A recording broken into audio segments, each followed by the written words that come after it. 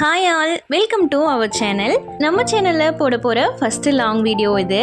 இந்த வீடியோவில் நம்ம பூரி, சப்பாத்தி, ஒயிட் ரைஸ்னு எல்லாத்துக்குமே செட் ஆகக்கூடிய பாலக் பன்னீர் ரெசிபி எப்படி பண்ணலான்னு பார்க்க போகிறோம். ஃபஸ்ட்டு க்ளீன் பண்ணி வச்சுருக்க பாலக்கீரையை தண்ணியில் நல்லா வாஷ் பண்ணி எடுத்து வச்சுக்கலாம். 2 டம்ளர் தண்ணி ஊற்றி கீரையை நல்லா பாயில் பண்ணி எடுத்து வச்சுக்கலாம்.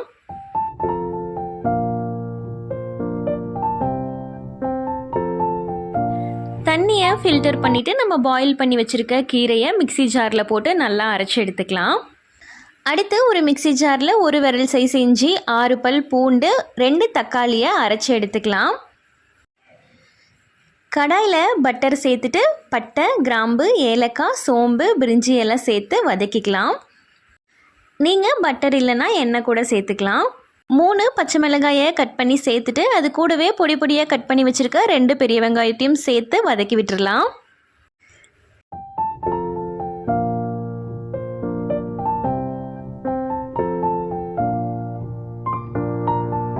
வெங்காயம் நல்லா வதங்கினதுக்கு அப்புறமா நம்ம அரைச்சி வச்சுருக்க தக்காளி, பூண்டு, இஞ்சி பேஸ்ட்டையும் ஆட் பண்ணி நல்லா மிக்ஸ் பண்ணி விட்டுடலாம்.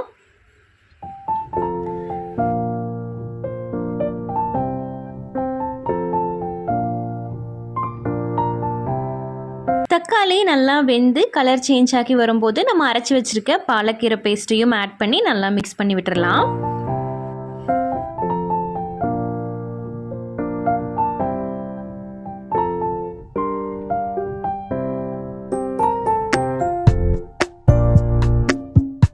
கீரை நல்லா பாயில் ஆகிட்டு இருக்கட்டும். இந்த டைமில் நம்ம 1 கப் தயிரில் 2 ஸ்பூன் கொத்தமல்லி தூள், 1 ஸ்பூன் மிளகாய் தூள், 1/2 ஸ்பூன் மஞ்சள் தூள் போட்டு அரைச்சி எடுத்து மிக்ஸ் பண்ணி வச்சுருக்கேன்.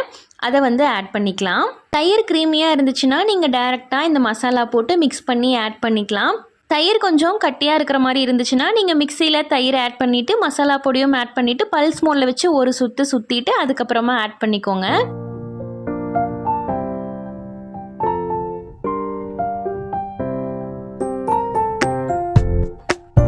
தயிர் ஆட் பண்ணதுக்கப்புறமா தேவையான அளவு உப்பு சேர்த்து நல்லா மிக்ஸ் பண்ணி விட்டுறலாம். கீரை நல்லா வேகட்டும். இந்த டைமில் நம்ம க்யூப்ஸாக கட் பண்ணி வச்சுருக்க பன்னீரை எண்ணெயில் போட்டு நல்லா சாட்டே பண்ணி எடுத்துக்கலாம்.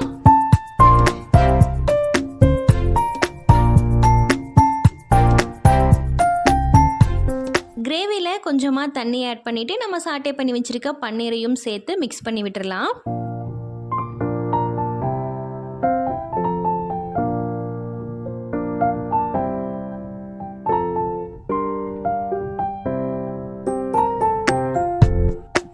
கடைசியாக 2 ஸ்பூன் பட்டர் சேர்த்துட்டு அது கூட கொத்தமல்லி தலையும் தூவி இறக்கிக்கலாம்.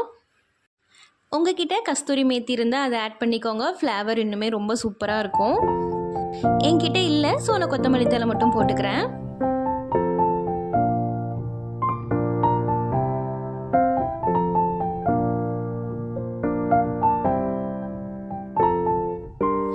அவ்வளோதான், சூப்பரான பாலக் பன்னீர் கிரேவி ரெடி ஆயிடுச்சு.